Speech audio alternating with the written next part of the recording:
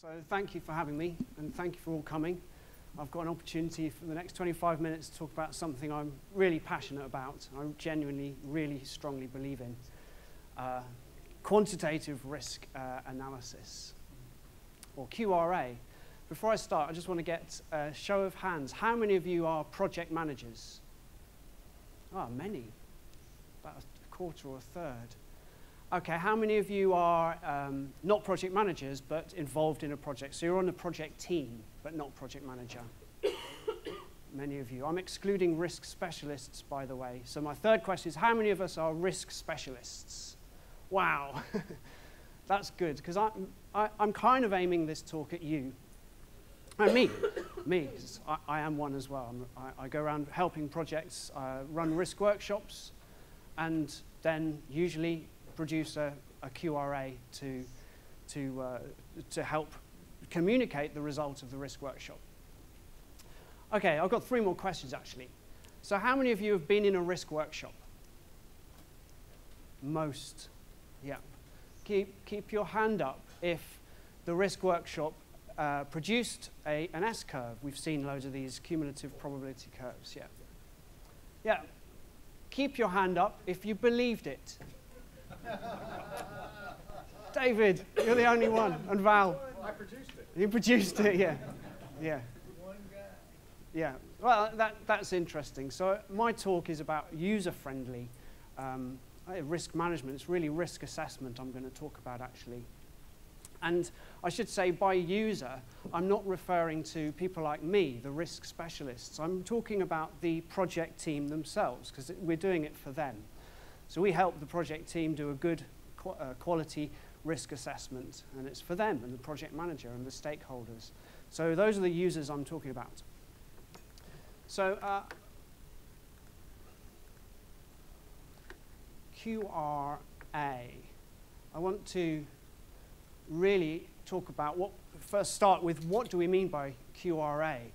Well, you could say it's quantitative risk assessment, where we describe what we, or the team really, what the team believe about the risk to the project. QRA, and actually in the context of this session, is really quantitative risk analysis we're talking about. Risk analysis is just taking the expressions of beliefs about risk and asking what does it mean on the overall project. David Hilson talked about that, the overall risk rather than individual risks.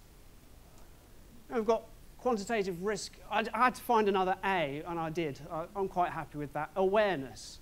So this is like once we've expressed our beliefs about the risk and we've analyzed to understand what that means on the overall project, this is like, well, what do we do about it? So we take action. It informs our decisions. It informs whether we bid. It informs where we pitch our bid, for example. It informs how much contingency we should hold for the project. And so this is the sequence that I think exists. And I really want to focus mainly on the first one. I think that's the difficult bit. Because, and I guess we as in people like me, the risk specialist, we help in that process because we have experience of dealing with lots of project teams and asking questions about risk. We have experience of helping people, for example, talk about a probability, how likely is something to happen or not. We have lots of experience in expressing risk. We have maybe experience in using historical data. We have experience of I guess, making a risk assessment valuable. The analysis, I think, is really the easy bit in a way, or it should be, because it's really just adding up, isn't it? It's just adding them up. I mean, this is where we do all the difficult work. This is just like, imagine just, you know, Excel. We type in all our individual costs and we just sum them. That's the analysis bit. I'm being quite flippant and facetious, and I'm stirring up some discussion, I guess. But this is kind of how I see this. And really the analysis is adding them up to say, well, given that, what is the logical consequence? For the awareness, again, I think we help us risk specialists. We help make the assessment valuable because we can help people understand the results. We can help people communicate the results with confidence And when you're met by somebody who doesn't know what a P90 is, we explain it to them. It's not difficult to understand. Not everybody knows what it is, so we help. And we help, I guess, understand what they can do and what it all means. It's important to assess risk, because if you don't, you're not really getting the full picture. So here are two projects, Project A and Project B. And I've got my deterministic estimate on schedule and cost, you can see. So Project A is a little bit cheaper, a little bit shorter. And it's because that's one option that we choose to do it. Project B is a little bit longer, a little bit more expensive. That's 900, that's 800, the sum of the costs. And we know things about these two projects. We know, for example, Project A, it's never been done before, so it's novel. There are challenging conditions, uncertainty in things like regulations. Perhaps we're at a very early stage of the project.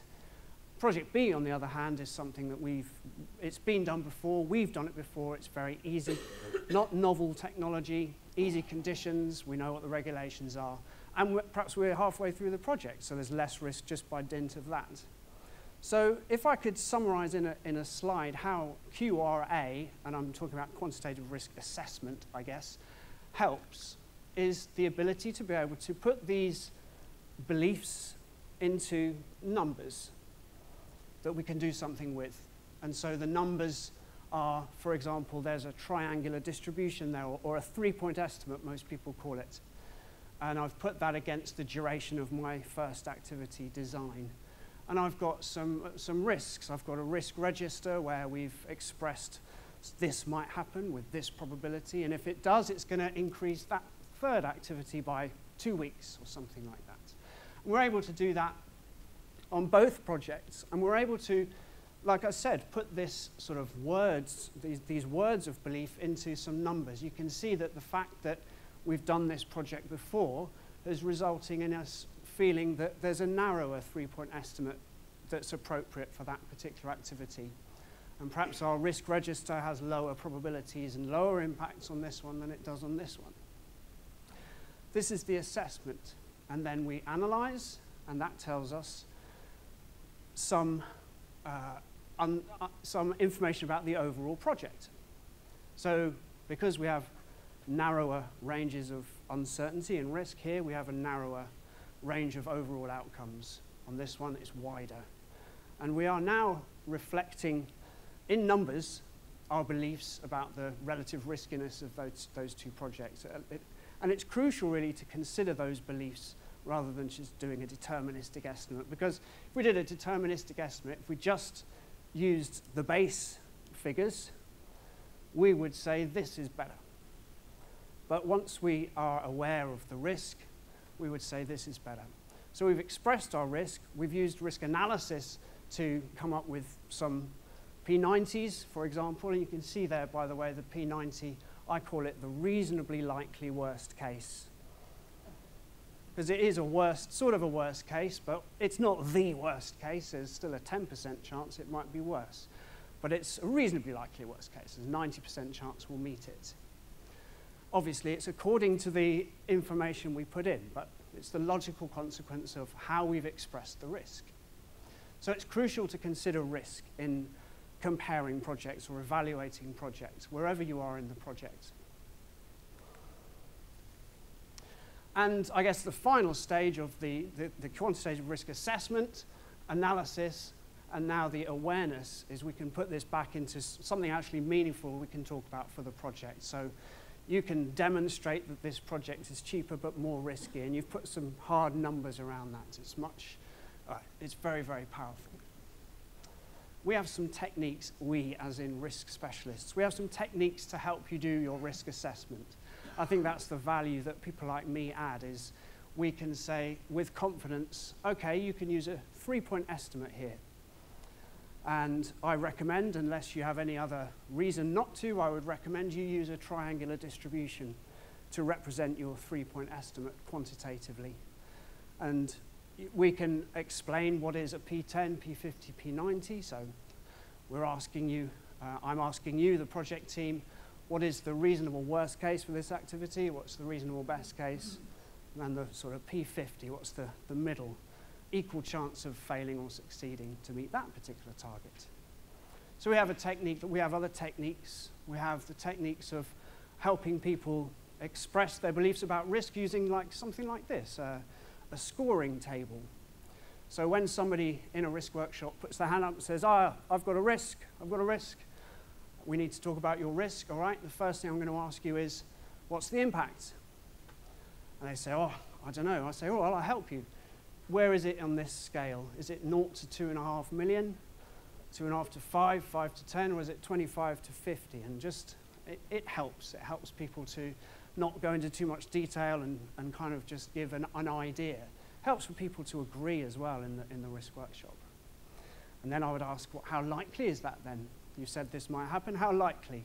So this is from Centrica's guidelines, where they say if you think it's less than 10% probability, you score a 1. If you think it's 10 to 20, you score it a 2, all the way up to 5, which is pretty much going to happen, 80 to 100%.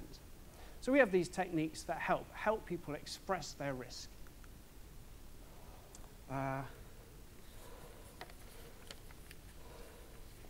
And I'm just going to flick over to something because I like to show how we can present this, again, to help people.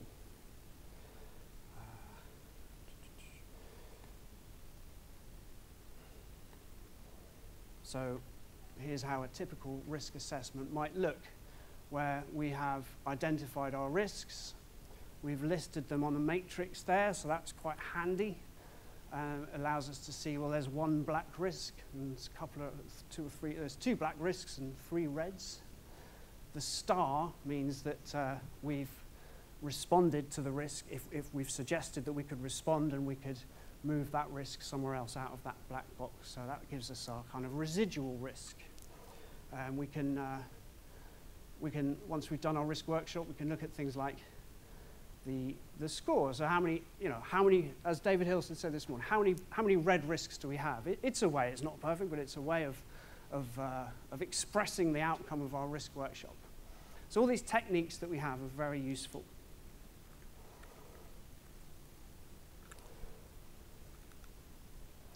So going back to my 3 A's, my 3 QRAs, this is good because there's lots of things that come out of this. It forces people, as many people have said today, it forces people to think about their risk and talk about their risk and kind of be honest about their risk.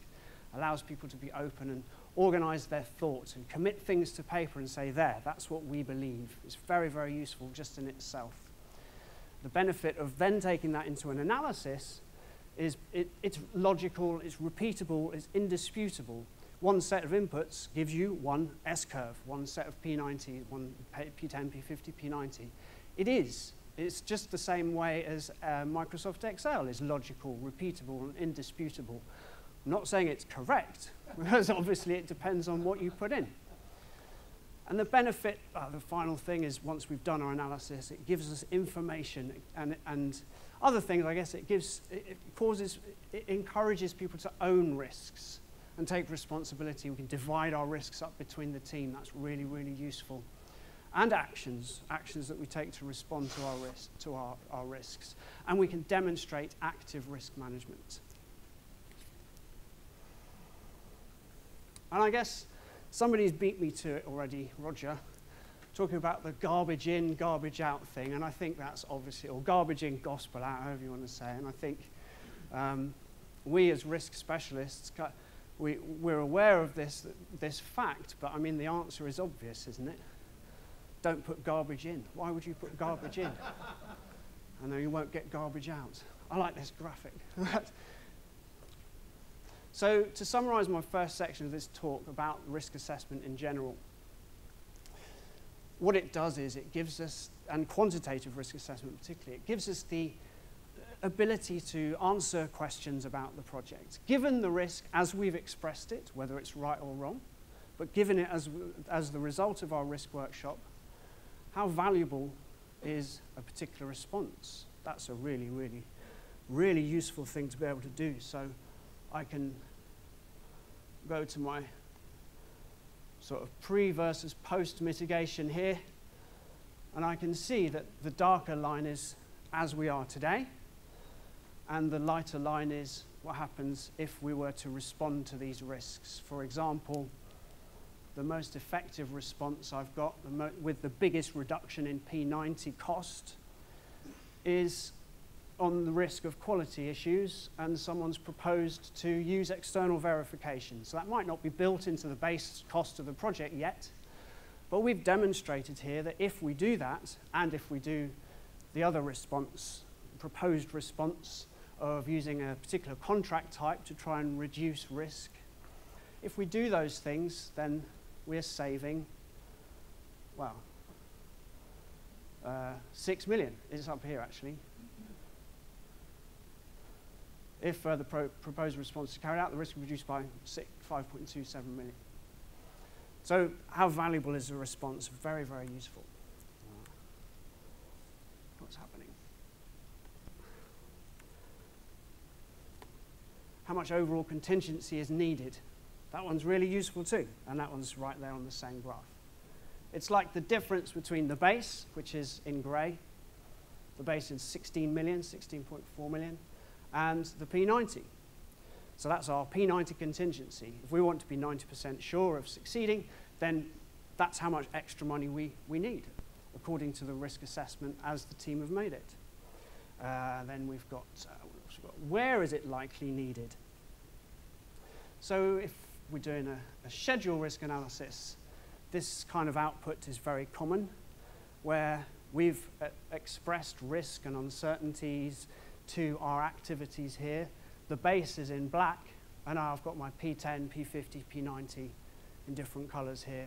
And we can see how the risk kind of moves through the project. The knock-on effect of something here is going to have an effect further on, because the logic in the schedule, and it gives us, there's our P90 over there. That's where is the risk likely needed. We've got when, and what's our biggest risk at P50? And another example question of what QRA can tell us just from what was said in the risk workshop. Again, you can present it really simply and nicely as a tornado. So the axis here, which I think is most useful, is that the axis is in money, or days if we're doing a schedule risk analysis. And so what's my biggest risk at P50? It's this one, because that's the P50 contribution of this risk to the overall P50. And the P90, biggest risk at P90 is, again, this one. And then on my P10, on my zero line, my base is at 0, so my P10, I'm saving some money on these. There's some upside element to these risks as well. So we can answer all these questions. And I would say that that is a very, very useful thing to do. We talk about the value. I think there's a huge value in doing that. Oh, another one, what contractual incentivizations are appropriate? I don't have a picture for that, but you can imagine, well, if we go for this kind of contract, we think we reduce the risk, and is it worth it? There's a cost-benefit analysis. So, how much am I still in the first 10? So my second thing I want to say, first of all show you a picture of my dog. That's Hobbit, and he's sniffing this like risky-looking thing.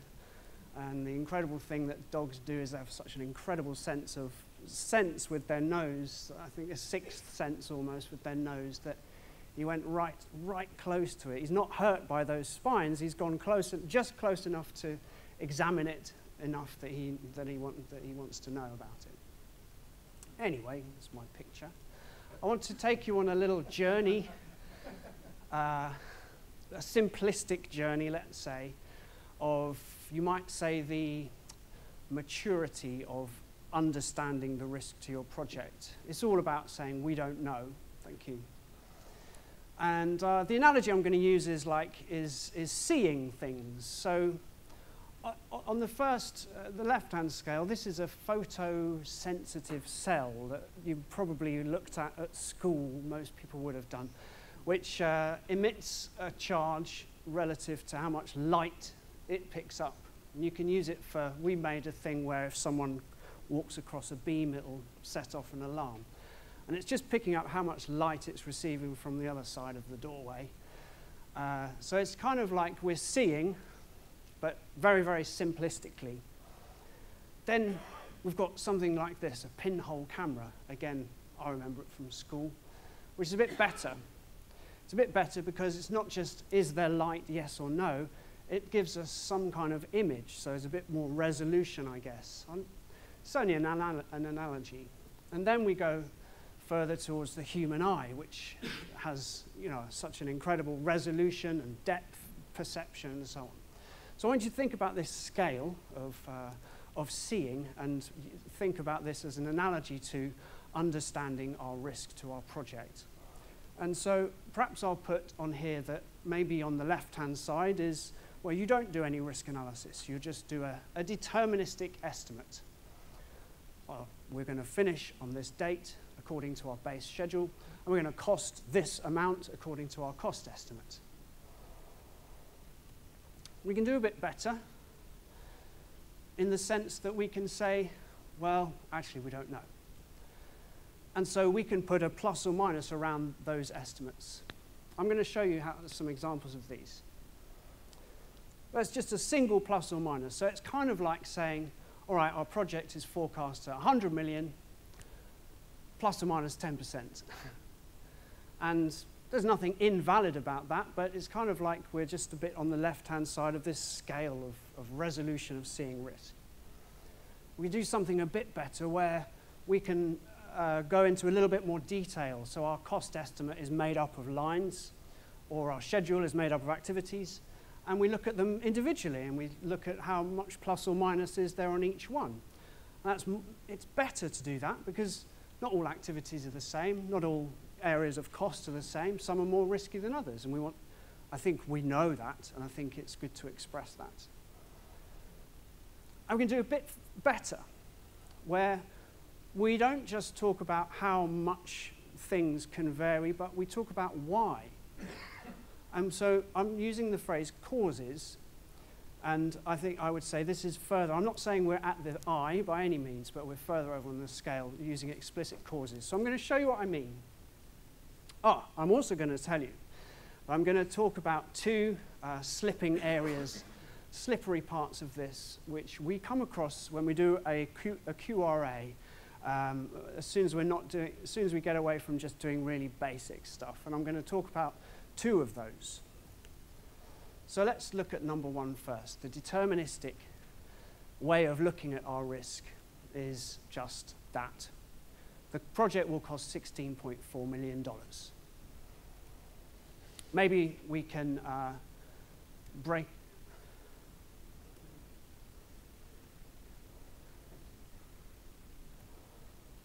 Don't know what happened there. Maybe we can break it down into a list of items.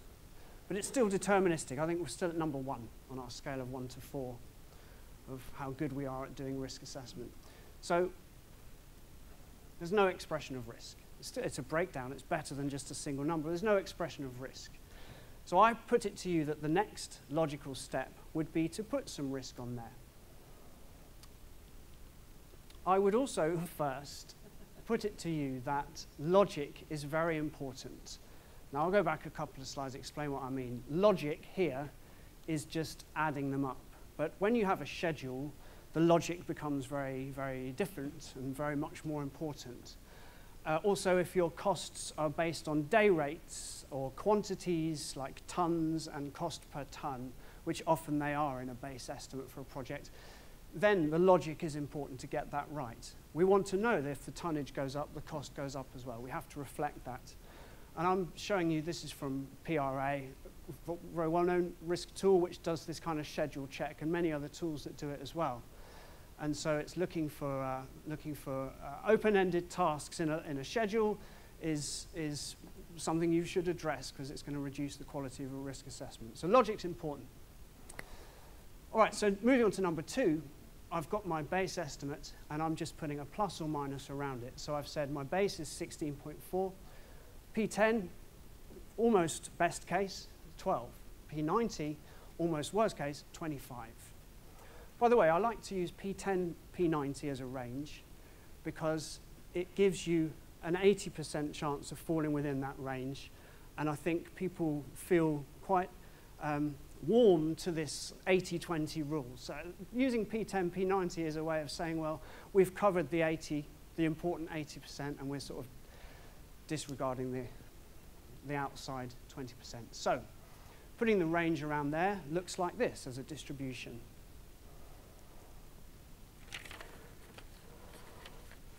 Okay. I can show you.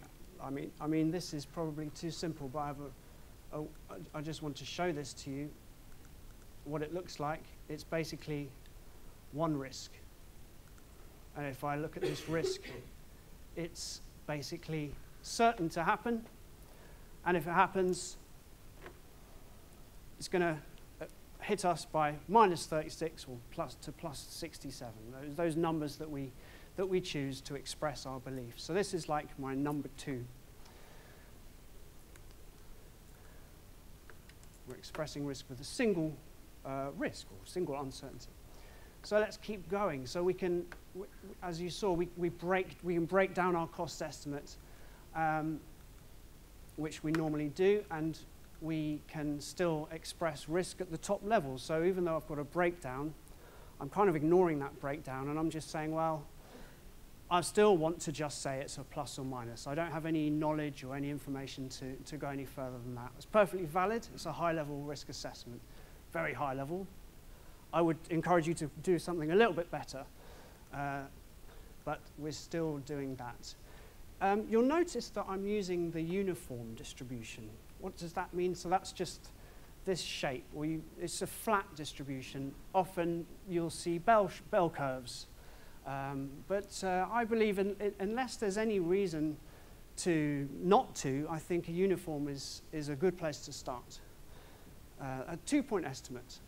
If you have a belief of a most likely, like some outcomes in here are more likely than other outcomes, then you can start to shape your distribution maybe with a triangle or some other 3-point estimate or more. And the way I see this is really, it's based on how much you know. This is from Centrica's QRA training manual, which I wrote for them. And I've put it this way, that this is like we don't really know anything. All we know is it's between these two extremes.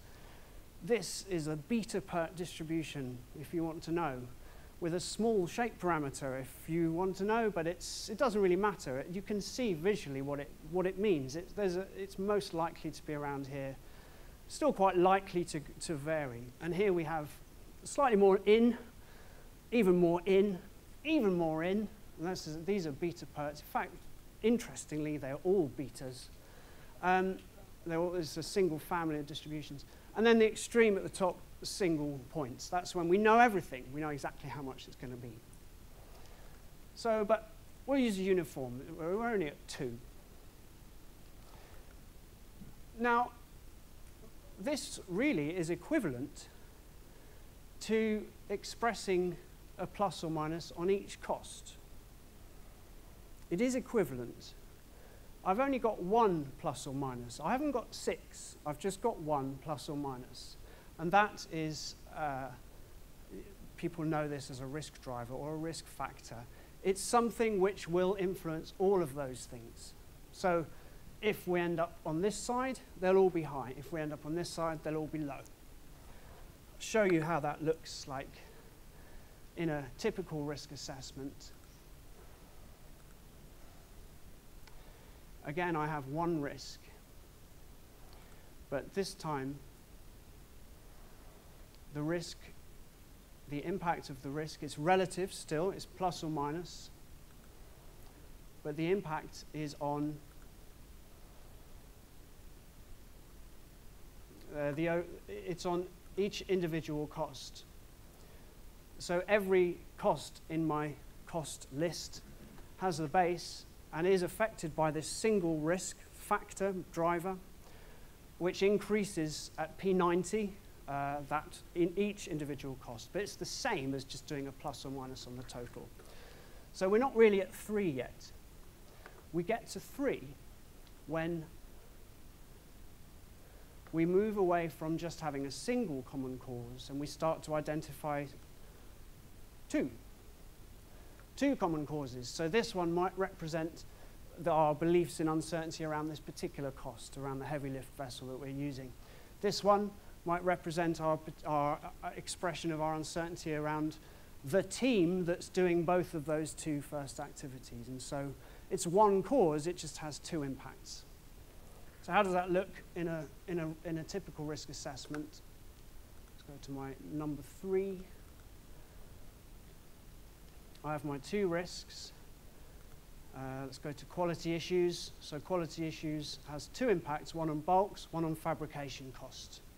And it's a plus or minus around each one. And so it results in, as you can see, a plus or minus around the whole project. And you can, when you do this, you start to get the benefit of being able to look at the costs themselves and saying, well, these 3 costs don't have any risks against them, so the P90 of those is just the base, and these 3 costs do. No way, there's 1 minute left. All right, then. I wanted to show you something on schedule, and I also wanted to show you something on number 4, which is when we really are linking our causes of our risk to the activities. We're even talking about mitigation, so we're expressing that we can respond to a risk by reducing it, by taking some kind of action. But I need to get through and talk about 2 things in my last minute. The 2 problems, all right, thank you. The 2 problems are both due to independence. These are the problems that you get when you start going to beyond a really basic level of detail. So independence, I'll start by talking about rolling a die. We roll a die, the distribution, this is the same as all the other ones we've seen, looks like this. It's equally likely to roll a 1 to a 6. They're equally likely. When we roll 2 dice, they're independent. It doesn't look the same, does it? And it's more of a bell curve. In fact, it's a triangular distribution, weirdly. But it means that we've got much more chance of scoring a 7 if we roll 2 dice and add them up than we have of getting well, you can't get a 1. A 2 is the minimum we can get.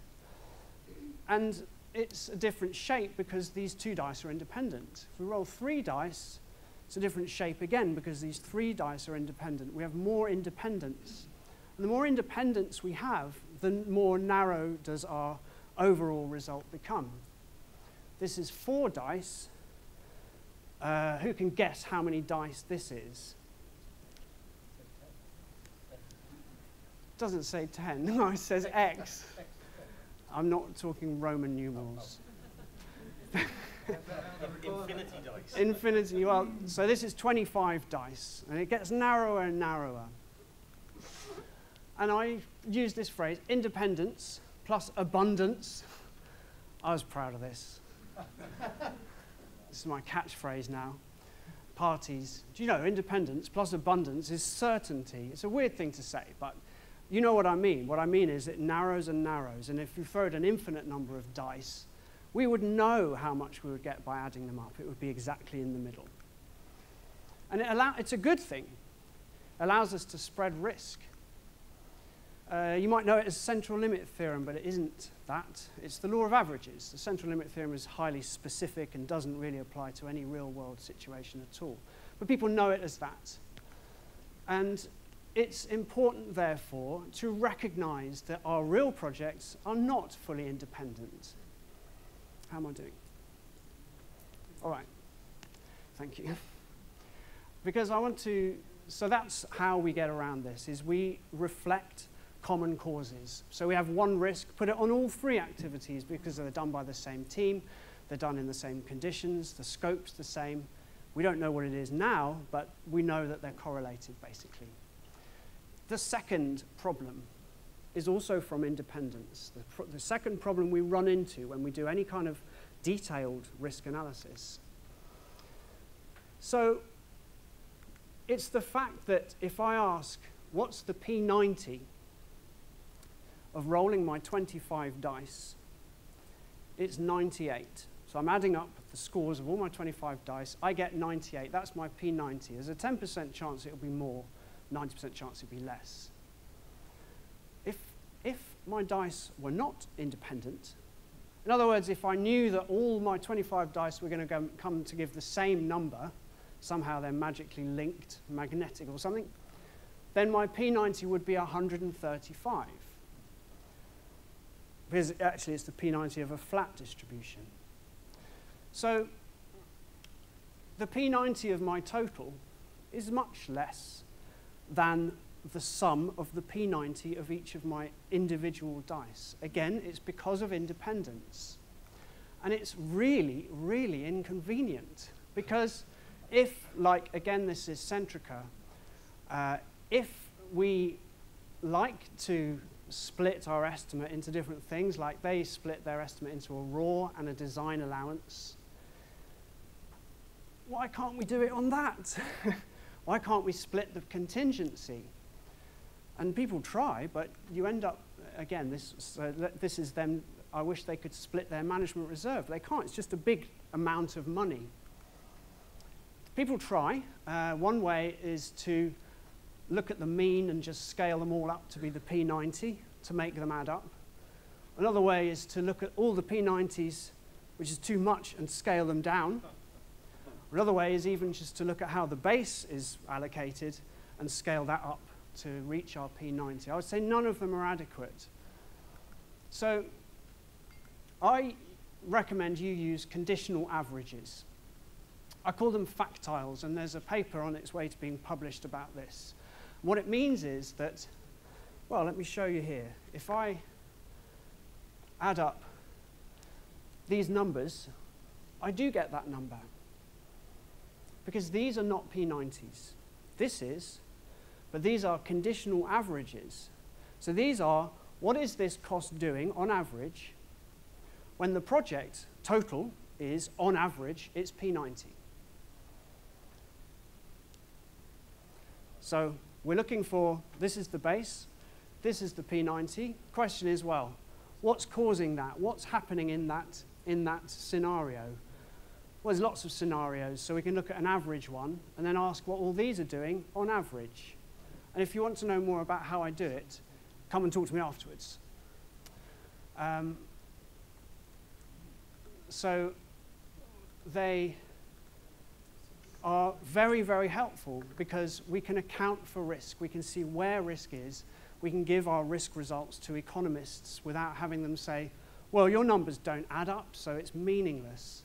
And no matter how much we say, oh, well, the reason they don't add up is because of independence, or it's the central limit theorem, or it's, look, imagine if I roll 25 dice, and you can't really get into that conversation. So it's much more useful to be able to give some numbers that do add up.